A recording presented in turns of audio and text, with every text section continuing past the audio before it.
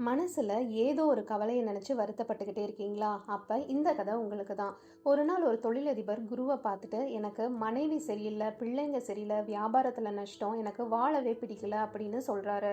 அதுக்கு குரு சொல்றாரு, "நான் உனக்கு ஒரு மருந்து தரேன்" அப்படின்னு ஒரு கப்பு நெறச்ச தண்ணீல 4 ஸ்பூன் உப்பு போட்டு அத குடிக்க சொல்றாரு. வந்தவருனால அத குடிக்க முடியாம கீழ துப்பிர்றாரு. உடனே குரு அவர அழைச்சிட்டு ஆத்துக்கு போறாரு. ஆத்துலயும் இதே மாரி 4 கரண்டி உப்ப போட்டு அந்த தண்ணிய குடின்னு சொல்றாரு. வந்தவர் குடிச்சிட்டு இது இனிப்பா இருக்கு அப்படின்னு சொல்றாரு.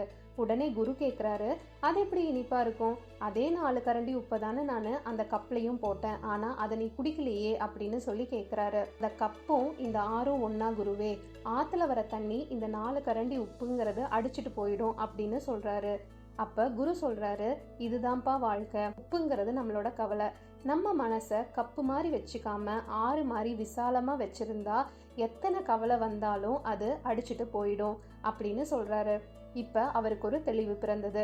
இதே மாதிரி தெளிவு உங்களுக்கும் கிடைச்சிருக்கும்னு நினைக்கிறேன். இந்த கதை உங்களுக்கு பிடிச்சதுன்னா லைக், ஷேர், கமெண்ட் பண்ணுங்க. இது என்னுலகம். நான் உங்கள் நித்யா பாலசுப்ரமணியம்.